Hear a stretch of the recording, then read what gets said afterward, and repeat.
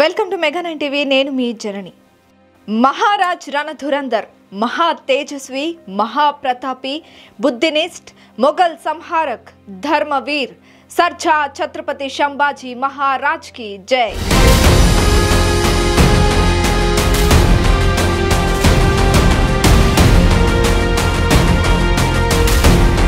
ఒకప్పుడు మరాఠా ప్రజలు మాత్రమే చెప్పుకునే ఈ స్లోగన్ ఇప్పుడు దేశవ్యాప్తంగా మారు మ్రోగిపోతోంది. థియేటర్లలో చావా సినిమాకు ఎండ్ కార్డు పడగానే యువత ఈ శ్లోకాన్ని ఆలపిస్తూ భావోద్వేగంతో ఆ యోధునికి నివాళులర్పిస్తున్నారు. అంతలా యువతను ప్రేరేపిస్తున్నారు మరాఠాల పులిబిడ్డ, ది గ్రేట్ ఛత్రపతి శివాజీ వారసుడు సంభాజీ మహారాజ్.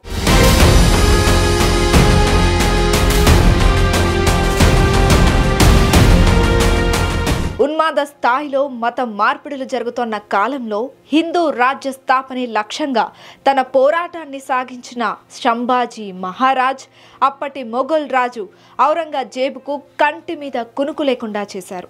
అంతటి యోధుడి వీరగాథ పాఠ్య పుస్తకాలు లేకపోవడం విచారించాల్సిన విషయం. మరాఠా సామ్రాజ్యాన్ని 8 ఏళ్లు పాలించిన ఛత్రపతి సంభాజీ మహారాజ్కు సంబంధించిన అనేక కథలు సోషల్ మీడియాలో వైరల్ అవుతున్నాయి. ఈ నేపథ్యంలో చరిత్ర పుస్తకాలలో సంభాజీ గురించి కనిపించే రియల్ స్టోరీని ఈ ప్రత్యేక కథనంలో తెలుసుకుందాం.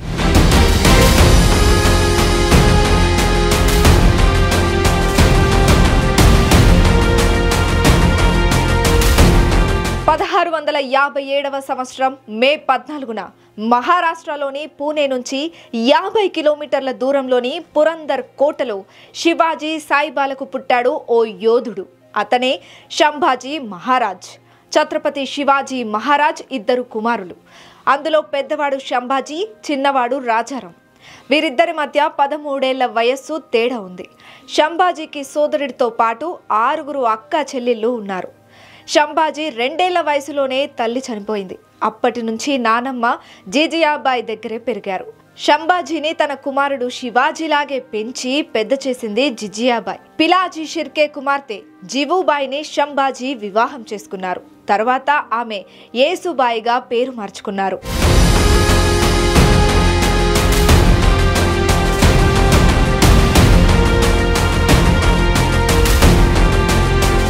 ఔరంగజేబుకు కంటి మీద నిద్ర లేకుండా చేసిన ఛత్రపతి శివాజీ అకస్మాత్తుగా 1680లో మృతి చెందారు.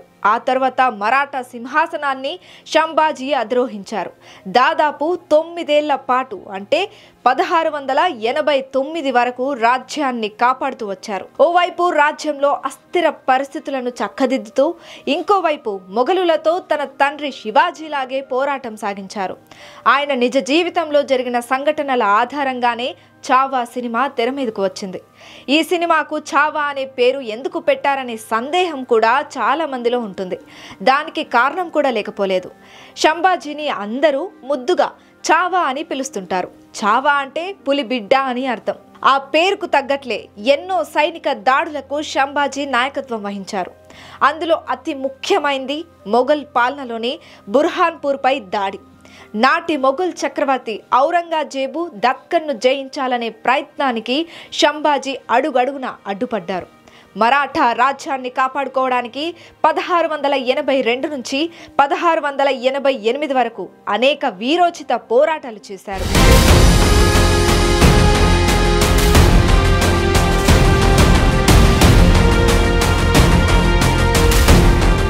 1682లో ఔరంగజేబు నాయకత్వంలో మొఘలులు దక్కన్ను స్వాధీనం చేసుకోవడానికి ప్రయత్నించారు. దీనికోసం మొఘలులు మరాఠా సామ్రాజ్యాన్ని అన్ని వైపుల నుంచి చుట్టుముట్టడానికి సిద్ధమయ్యారు. అయితే సంభాజీ తనదైన వ్యూహాలతో ముందుకెళ్లారు.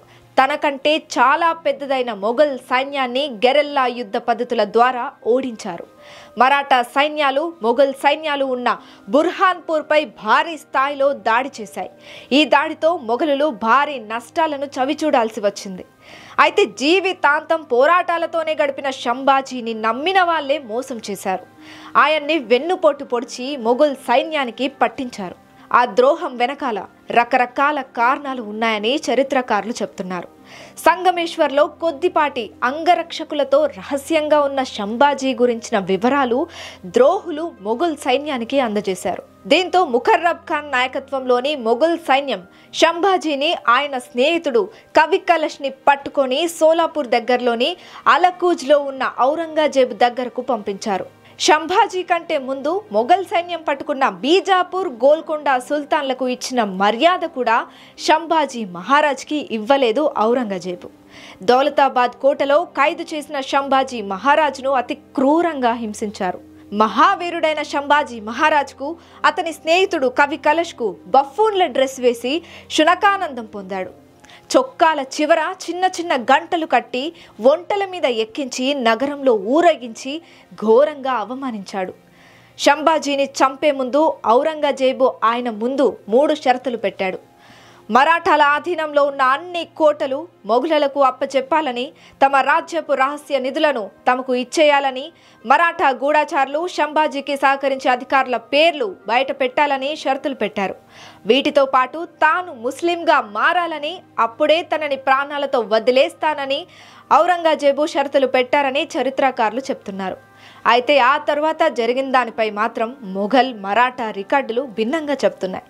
మొఘలుల రికార్డ్స్ ప్రకారం సంభాజీ ఔరంగజేబును, ముస్లిం ప్రవక్తను తీవ్ర స్థాయిలో దూషించడం వల్లే ఆయనకు మరణశిక్ష విధించాడని చెప్తుంటే, మరాఠా రికార్డ్స్ ప్రకారం మరోలా ఉంది. ఔరంగజేబు తనకు లంచంగా కూతురిని ఇచ్చినా మతం మారనని సంభాజీ చెప్పాడని, అందుకే ఆయనకు మరణశిక్ష విధించినట్లు ఉంది. సంభాజీ మహారాజును ఔరంగజేబు ఎంతో దారుణంగా హింసించి చంపినట్లు చరిత్ర చెప్తోంది. మొఘల్ కాలం నాటి చరిత్రకారుడు Khafi Khan British historian Dennis Kincaid ప్రకారం శిక్ష విధించిన అదే రోజు రాత్రి సంభాజీ కవి కలష్ల కళ్ళను ఎర్రటి ఇనుప చవ్వలతో పొడిపించాడట ఔరంగజేబు. వారి నాలుకను కత్తిరించారట. ఇలా 1 కాదు 2 కాదు, దాదాపు 15 రోజుల పాటు సంభాజీకి నరకాన్ని ఔరంగజేబు చూపించాడని చరిత్ర చెప్తోంది. వారి చర్మాన్ని సైతం ఒలిచి కొన ప్రాణాలతో ఉన్న వారిని 11 మార్చి 1689న తులాపూర్లో భీమా నది ఒడ్డున శిరచ్ఛేదం చేశారు. ఆ తర్వాత సంభాజీ శరీరాన్ని ముక్కలుగా చేసి నదిలో పడేశారు. వాటిలో దొరికిన వాటిని సంభాజీ అనుచరులు వెలికి తీసి సాంప్రదాయ ప్రకారం అంత్యక్రియలు జరిపారు. అయితే ఔరంగజేబు ఎంత దారుణంగా హింసించినా సంభాజీ ఏమాత్రం భయపడలేదట. ఆయన చూపిన తెగువ, ధైర్యానికి గుర్తుగా సంభాజీని ధరం వీర్ అని మరాఠాలు ఇప్పటికీ ఆరాధిస్తుంటారు. ఆయన బతికుండగా చేసిన దానికంటే మరణించాక ప్రజలకు ఓ ఐకాన్గా మారారు. మొఘల్ సామ్రాజ్యానికి వ్యతిరేకంగా మరాఠా ప్రజలు ఏకం కావడానికి సంభాజీ త్యాగం కారణమని చరిత్రకారులు చెప్తారు. శతాబ్దాలు గడిచిన ఔరంగజేబులోని క్రూరత్వానికి సంభాజీ హత్య చరిత్రలో ఒక ఉదాహరణగా నిలిచిపోయింది. తాను నమ్మిన సిద్ధాంతానికి కట్టుబడి ప్రజల కోసం ఆయన చేసిన త్యాగం, వారి పట్ల ఆయన చూపిన విధేయత అనిర్వచనీయం. అన్నిటికీ మించి ఆయన దృఢ సంకల్పం, క్రమశిక్షణ, స్వావలంబన నేటి తరానికి స్ఫూర్తిగా నిలుస్తాయి.